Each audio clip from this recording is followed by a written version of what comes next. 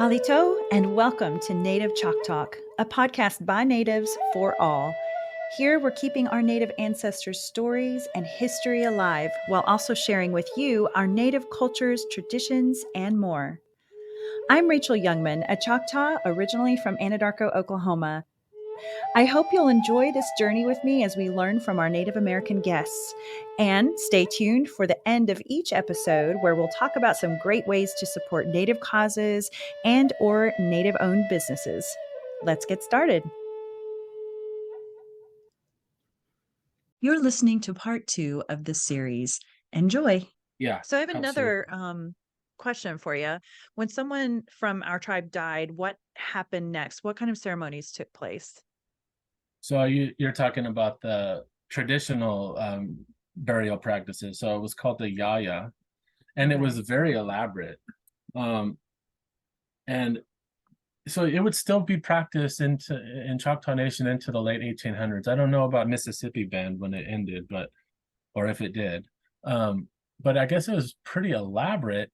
I won't get into too much of the details about like the preparation of the body and all that and the burial aspect, but I will just mention that it was there was some taboos around it or some interesting cultural aspects. So you'd have a period of mourning, and it would depend on, I guess, the age or the status of the person.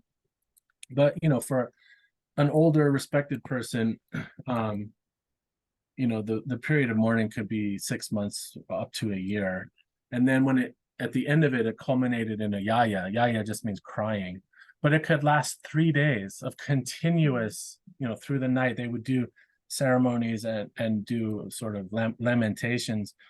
um, but then at the end of it, here's the interesting thing. There was a taboo on speaking that person, the deceased person's name, to strangers. You didn't want to say the name out loud.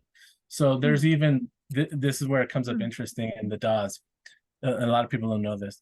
The elderly folks that were being interviewed during Dawes and they were asked about their relatives, they were hesitant to talk about it because they didn't want to speak the name. But the cultural No aspect, yeah. way. So, but the Dawes commissioners didn't understand what was going on. So, Did they um, just say when you're reading those reports and stuff, did it just say, I can't say his name or, well, it would just say things like she didn't want to say the name, or she was, oh my gosh. hesitant. And the same thing, there was an anthropologist from the Smithsonian that had encountered the same thing with the Bayou Lacombe, which was a very traditional community down in Louisiana. And it was the same thing where he didn't understand why they wouldn't talk about their ancestry openly, to strangers at least. But it was a distinct Choctaw taboo.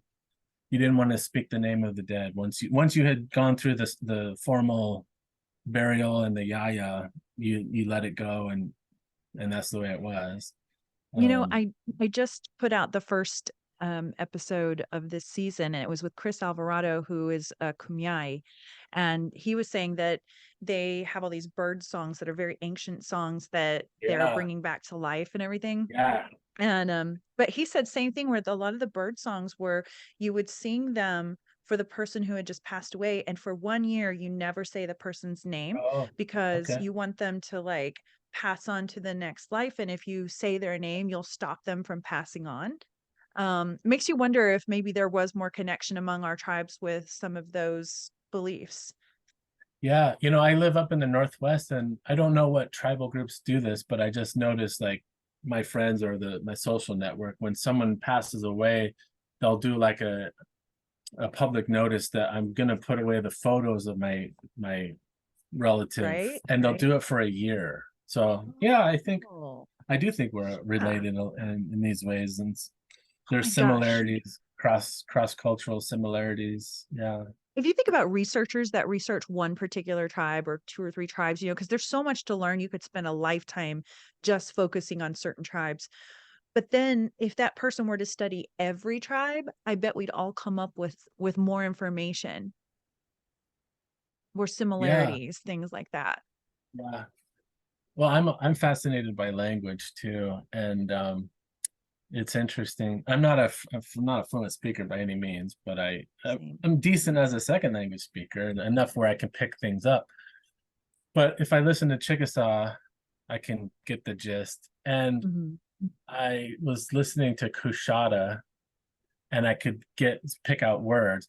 Now, when I listen to Creek and like Muskogee, I don't pick up any words at all. I mean, if you do a word list, you might see like the words for deer might be the same, or black, whatever, basic Right. words. But I don't pick anything up. But there's dialects or different languages within the Creek Nation and Seminole, and there's a language, I can't remember what it's called, but I think it's related to Hitchiti, and it's in Miss in or Miccosukee. It's related to Hitchiti, but in Right. Florida that's what they speak primarily, and the Muskogee language is dying out there, and vice versa. In Oklahoma, Muskogee is spoken more widely, and the Miccosukee or Hitchiti related language is kind of dying out. Oh, But really? so I'm friends with some Creeks and Seminoles, and so they had posted, I'm like, hey, can I get in there just out of curiosity? I want to listen to this unique language. And they were playing, and I'm like, man, not only can I like pick out some words, I can pick out like the conjugation and the tense, Are you and kidding like I'm me? yeah, no, I was Oh my surprised. God. Yeah, I That's was surprised. Like if you look up crazy. Miccosukee, and there's another name for it, I can't remember what it's called. Like for Choctaw speakers, check it out. It'll blow your mind. It's Miccosukee. really I'm writing wild. that down. That's Yeah. crazy. The fact that you were able to pick that up.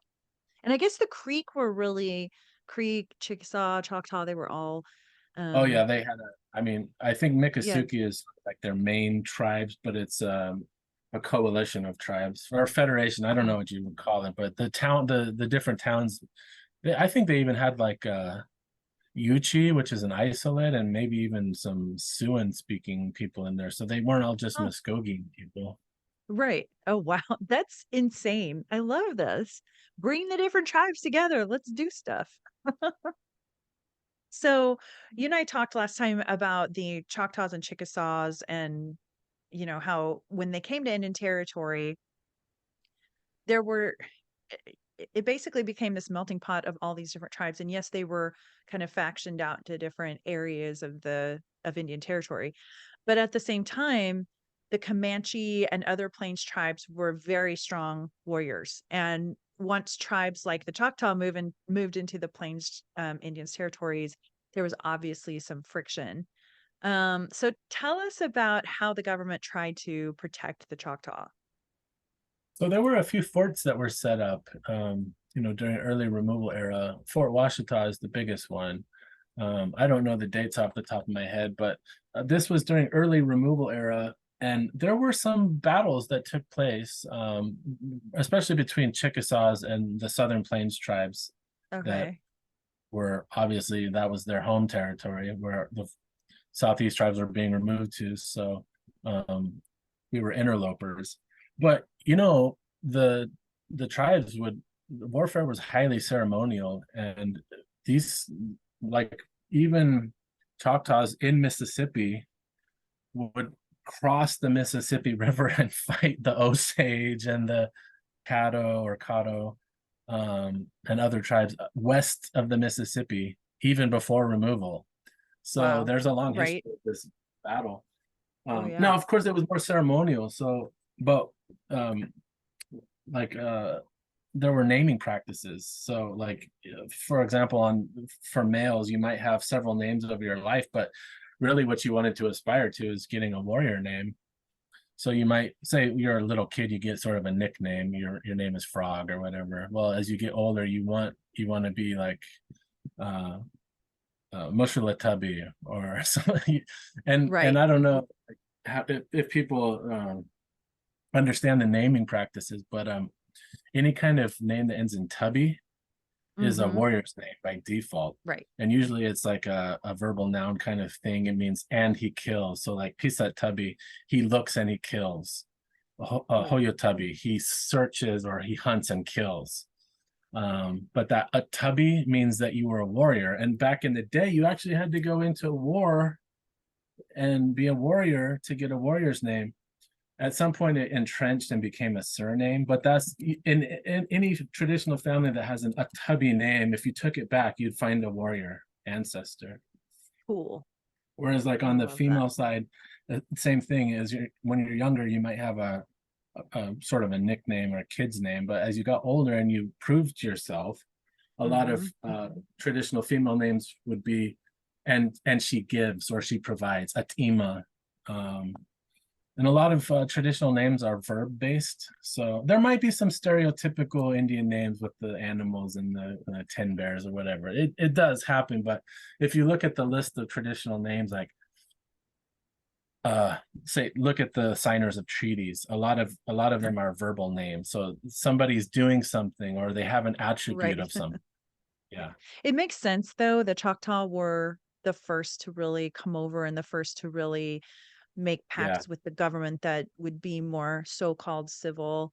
They became farmers and business people, and I feel like there was a reason that they wanted to kind of hide. And this is just speculation on my part, but it seems like there was a reason they wanted to kind of make them as an example for other tribes that were either initially in the area or the ones that they were bringing in.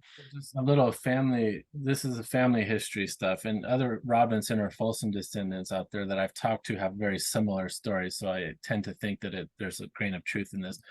But the reason that the Choctaws decided to move and sign the treaty in the 1830s and become the first tribe in the southeast of the five tribes to make that removal is that they were directly threatened by the Indian agent. And this isn't in any books. This has been told in my family. Interesting. Was it And Ward? Okay. it could have been, but the US agent that was involved in the treaty talks, if that was Ward, then yeah, I guess it was him. But they basically they took the tribes, the leaders aside, and they said, look, you saw what we did with the Natchez. You see what we do with the other tribes. We'll annihilate you if you don't go.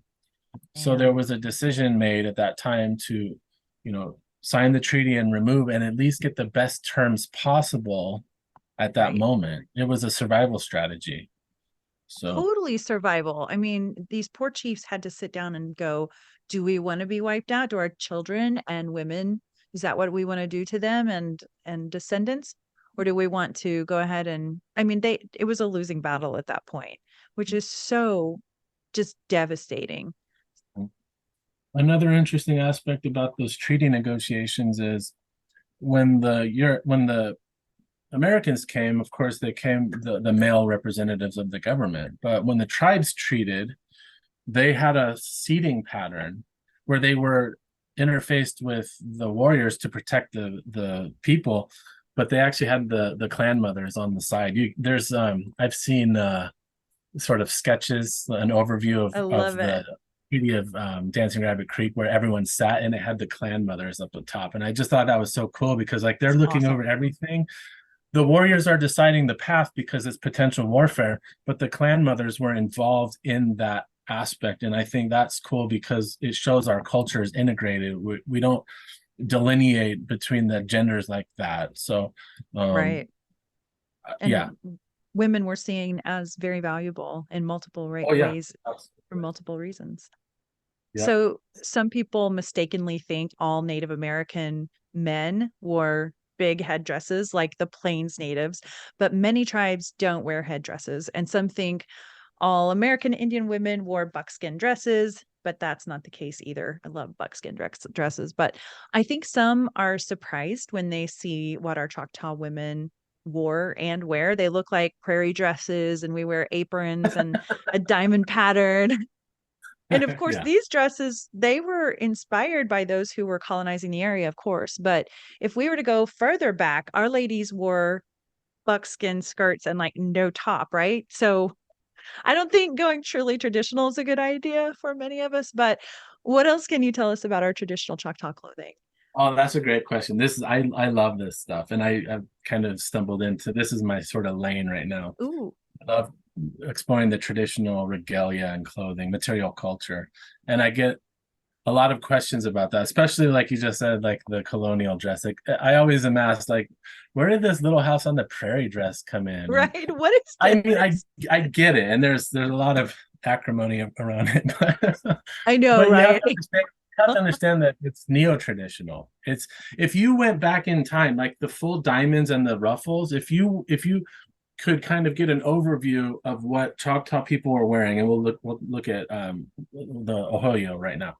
If you're Mhm. going further back in time, the ruffles got into a bigger yoke, and Okay.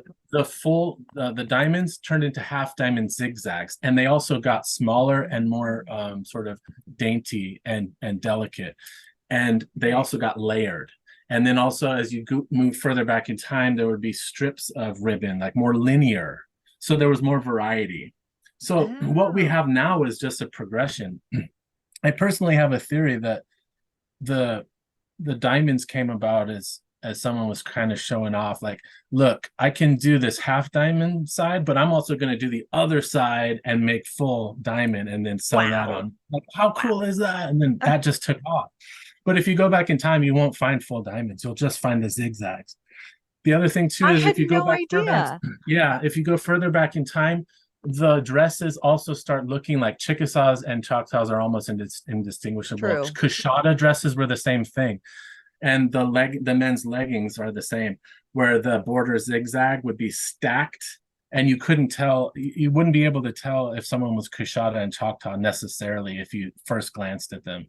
I did not know Now, as that. you move further back in time, like before the fabric came into play and more traditional material, yeah, you'd have buckskin.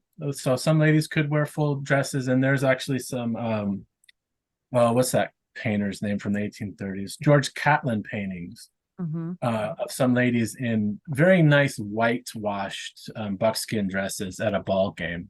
In the So there were some of 1930s? those, but 1830s. I'm sorry Oh, if I said 1830. that. Sorry. Gotcha. Wow. Um, but as you, but also you got to consider that in the southeast it gets hot, so you don't need to be prancing around in much buckskin Deer for skin. most of Yeah. a lot of the part of the year. Not So fun. yeah, the topless was the way to go. Maybe just a little covering along the groin area, but different weavings. You'd have buffalo. A lot of people don't know that buffalo were in the southeast. There were what's called woodland buffalo. I Cool. think in Mississippi those started disappearing in the early 1700s due to overhunting. But Hmm. you Okay. could weave that, and you would make sort of a mantle or a skirt. And there's also different uh, um, types of plant fibers that you can weave too. I'm not totally into that. I have to say I have tried my hand at weaving, and it's not for me. So I really appreciate that people can do that because it's very tedious, and Sure. uh, it's pretty amazing. In fact, this year they just had the art show, and all of the ladies' weavings pretty much swept the show.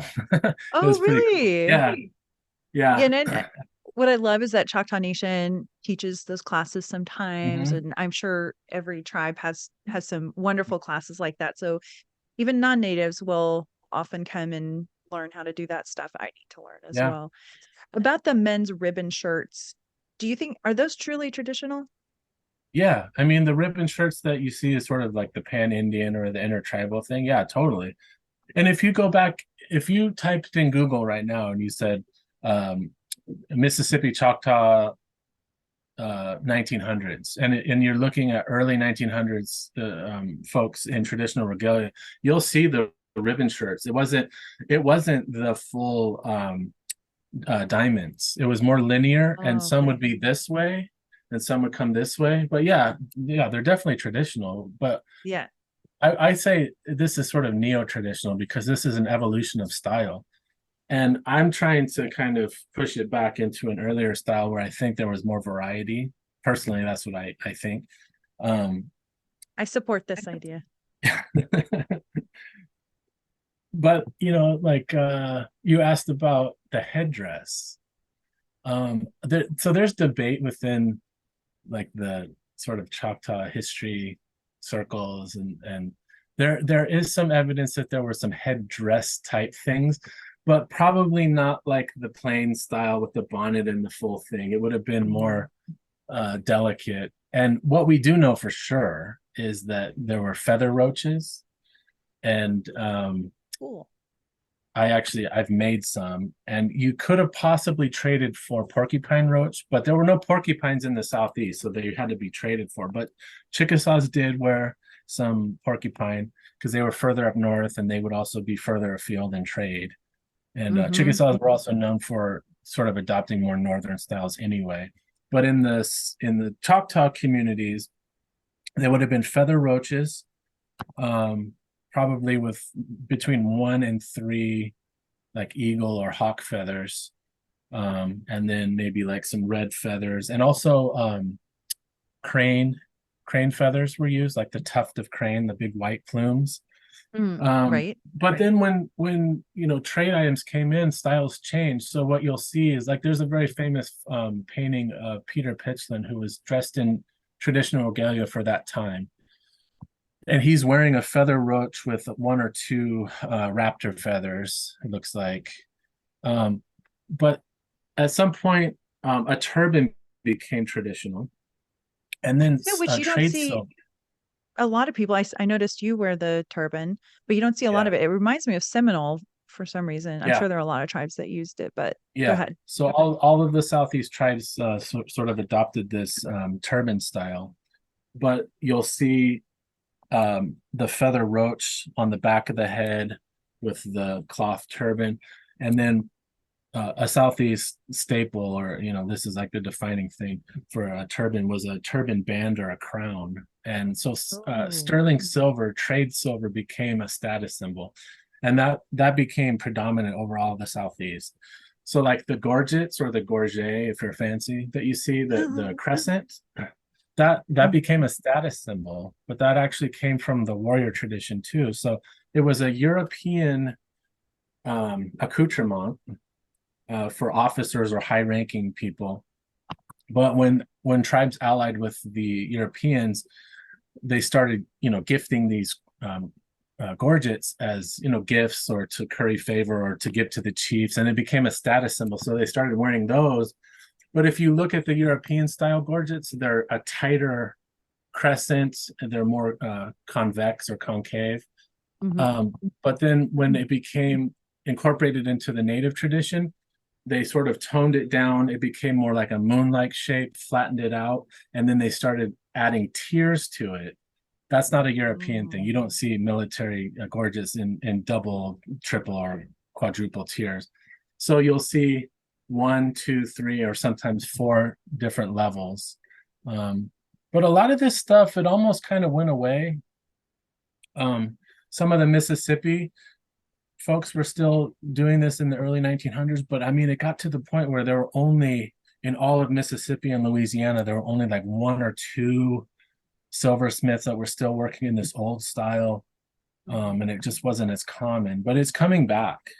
And then That's the great. females too, like the silver was, so the frills that people can talk about on the um, Little House on the Prairie dresses, that used to be a larger yoke, and it Mm. used to have ribbons around the edge, but it would cover more of the shoulder area. That used to be encrusted in silver brooches and pin brooches Really? and necklaces. Yeah, so it would show your wealth. Dangle earrings, hair ties that would come down like feet. You basically wore your wealth on your person. That's amazing. And I Yeah. noticed, like, before you changed your background, behind you were some of the crescent pieces of jewelry. And you made those yourself, I assume, correct? Yeah, so like, oh yeah, here you go. Go ahead.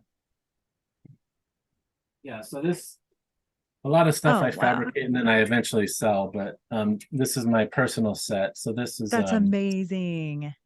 And so that uh would have been really fancy back then, oh and yeah. more of a native adaptation to what they had seen.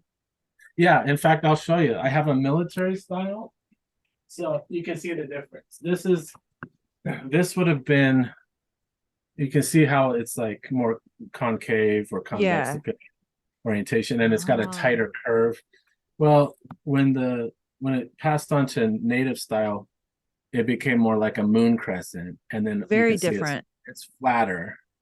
Yeah. Okay, yeah. And the pattern in it is beautiful. So I did my zigzag half diamonds on that.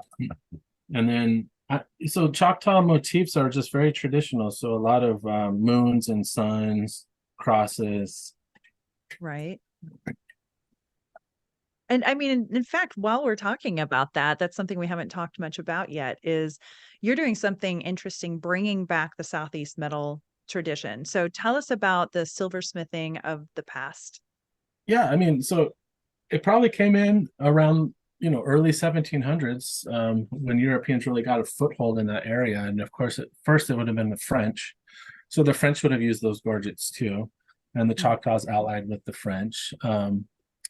And there was a market, a European market for the Indian trade. So a lot of this stuff was made by European metalsmiths.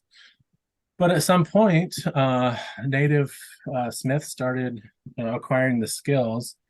So you can find at different archaeological digs native produced items. So you get a hold of a silver coin, you flatten it, you got a hammer and an anvil that you traded for, Yeah. hammer that out and stamp in your motifs. And then it just kind of evolved from there. There were some sort of gender specific accoutrements that I've noticed. One is that the nose ring with the ball or the dangle was for males only. Females didn't wear that. Um, Males and females would wear the ball and cone earrings or the dangle earrings. Females would wear like a comb on the Mm-hmm. backside or a hair dangle. That was a female thing. And the females wore more of the brooches. Males would wear sort of what's called pin brooches, smaller ones on the shirts, but the big brooches were really, you'll see that on ladies' dresses more. Cool. So there were different styles that you would see on men and women. Side note, we were talking about traders and stuff. How far back did the traders come in and start influencing the people of what is now America, the US? Well, 1500s, so 1600s? it really depends on what tribe you're talking about and when the European colonial powers moved into a given location. So where Choctaws are, it's kind of interesting because you have the interface of French, Spanish, and English, and then Americans. So you can even see that in our language. So I'm actually taking my first language, my formal language class, and Yay. but we're kind of going over the basics. And like the word for cow is wak, so it comes from Spanish vaca, and the word for cat, catos. This is again Spanish. Right. Uh, Chicken, a conca from cock from English. There's a bunch of words like that. Like so words that maybe they're foreign animals or elements that we didn't have. Mm-hmm. Uh, so then you just adopt the word. So it kind of shows you so when we were dealing with cows, we were dealing with Spanish. And when we saw that hat with the brim and called it a chapeau, we were dealing with the French. French, yeah. Yeah. How much they picked up on each other's names. For instance, I have Creek family members, Muskogee Creek, who have the last name Kennard, and Kennard means duck in French. Yeah. I took like 4 years of French in college. Don't remember a thing, but I do remember duck. But the Canadians also have Kennards that are Native American, but they're in Canada. They're not Creek, and I don't know what tribes they're from. But I'm always like, was there that much like there were French Canadian traders up in Canada? They took on the surname Kennard at some point, and those, French were down in where the Creeks lived, and same thing. It's just kind of an interesting, again, that bringing all the crossroads together and trying to find the middle ground of what's the common denominators. But I think it's fascinating how so much of what we have today is not only outside traders coming in from other countries, but also different Native American populations actually influencing each other and picking up on each other's jewelry, dress, words, things like that. Yeah. Well, there's a lot of French names in the Choctaw population too. Like off the top of my head, Baptiste is the big one, and then Totally. Lafleur. Yeah, Batiste. LaFleur. Yeah, Yeah, you're LaFleur. right. Yeah, I mean, there's a bunch. But yeah, I mean, the Mississippi River brought folks from, the Oh, French Canada, but also you had the colony down in New Orleans, and Mobile was French. so true. Um, but it's interesting if you look at the tribes' treaties. They actually treated with Spain first in the Spanish Florida in the Panhandle. Huh. Choctaw claims extended all the way down there. So I believe I want to say the first treaty was with Spain, and then there were treaties with France. Um, but I when I do genealogy, this is the interesting thing. So um, there were different colonial systems, and they had their different dispositions, and like French and Spanish were more willing to mix with native people. So you see a lot of that mixture today, and it happens in the DNA. You see the DNA test. But for whatever reason, the Anglo colonial system, there were, Irish and Scottish traders that would come in and marry, but there weren't as many English Anglo Americans. And Yeah. I think there was a different kind of colonial mindset where they were coming to settle and they wanted lands, and they weren't interested in intermarrying with Right. It was, indigenous we'll people. convert you to our religion, Yeah, but we're not going to marry yeah, you. I agree with that. I never actually thought about that, but you're right. yeah. Yeah. So like, and you can see it in the DNA too, like uh Hispanic population, the majority has indigenous ancestry, the vast majority, like I would say the 90th percentile.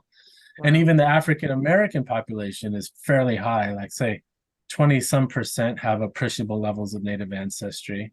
Um, and if you look at French Canadians or even like Cajuns, over half of them will have some indigenous ancestry. It might be remote, but it's there. And yet, when you do like non-Hispanic white population, it's like I think it was something like 2.5% have at least 1% native admixture. So it's extremely low. It's a cultural thing.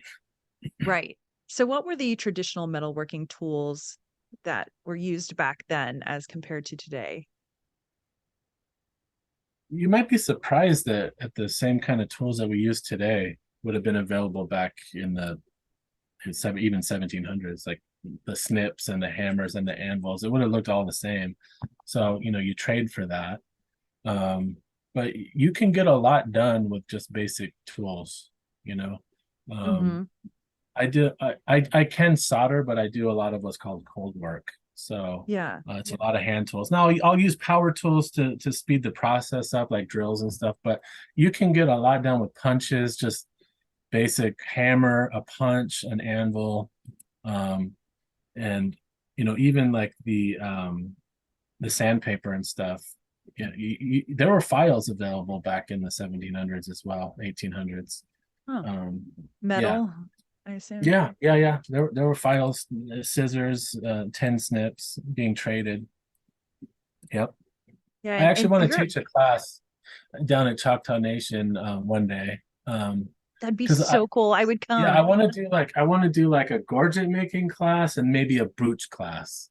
Because you can do a Perfect. lot. You don't need too much stuff. It's just a matter of understanding the process and maybe Yeah. some safety stuff. But uh, but anyone can Yeah, do it. that's great. So you do metalworking. Is that something that you're selling those pieces somewhere? Yeah. So I actually I love doing metalworking, but I can't keep up with demand. So I started an Etsy page called Talihada Metalworks. But Ah, I very infrequently have metal available. I really work directly with native folks that are doing like cultural revitalization. So mostly my stuff on Talihada is like t-shirts and swag. okay. Great. Well, we should check it out, But yeah, I mean listeners. yeah, I mean if folks are interested in metal, just shoot me a message. I do take Okay. commissions occasionally. It's But like I amazing that said, you a lot can't of even times keep it's up like with it. culture. There's so I much really demand. can't. I can't keep up with it, honestly. Wow.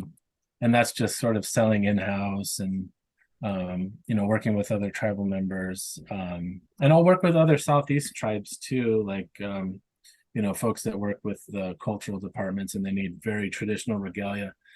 And I'll do stuff that, like, I'll even do stuff by hand that you wouldn't really see much these days, like hand chasing, what's called rolled edges along the gorget.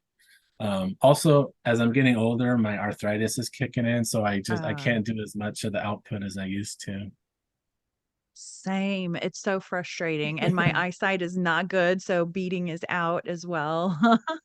Yeah, I can't drive at night because my eyes, I can't focus. Right? What is happening to us? I don't think anybody really warned us about, like, oh, this is what happens in your late 40s. Jeez. Well, I'm really excited about the eternal heart sculpture you're creating to honor the Choctaw Ireland relationship. So, when will it be revealed? That's a good question. So, initially we were kicking around late this year, but that's not going to happen. So we're thinking spring of 2024, but we don't have an exact date for that. I Okay, well, propose that we do it sometime around St. Patrick's Day, just because I think it would be apropos. But perfect. yeah, it's sort of up in the air.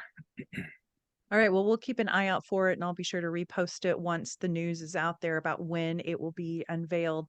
Before we go, tell us once again how folks who are looking to trace their native ancestry can find your business. Yeah, so it's natamgen, NATAMGEN.com, or Native American Genealogy LLC is my business. But yeah, if you just punch that into Google, it should pop up. And like I mentioned before, there's different packages, so different price points. But we also do, if you have sort of a special project, or even just you needed to do a consultation about something, just Perfect. shoot me a message. Yeah. I think this is the answer to so many people's questions because many of us have looked for genealogists. Not all of them specialize in Native American ancestry, but it's nice to be able to go to a Native American person and get that information. And you are educated in it and you've been doing it for many years. So super excited about this. Before we go, are there any words of wisdom you'd like to share with our listeners, Sam? Well, just thank you, Rachel. I think this podcast is it's amazing. I don't know of Oh, any other type of podcast that, I know you focus on all native, but like a Choctaw centric kind of podcast and yeah. professional. I really appreciate you reaching out. Again, we're all about preserving these stories and this history, and you're one of those stepping stones for people to be able to do that with your new business. So that's cool. The Choctaw Irish Brotherhood and Sisterhood of 176 years ago lives on today. May we never forget the suffering of those who walked the Trail of Tears and of the Irish who lost so many lives during the famine. And may we also celebrate the resilience and hope that lives on among our people. Sam Yakoki for joining me today. Yuck, okay. Thanks for listening to Native Chalk Talk. Be sure to join our community on Facebook, Instagram, Twitter, and LinkedIn. Simply search for Native Chalk Talk. That's Native, CHOCTALK. And check us out at nativechalktalk.com. Stay tuned for the next episode. You're going to love it. Yakoki. Thank you, my friends.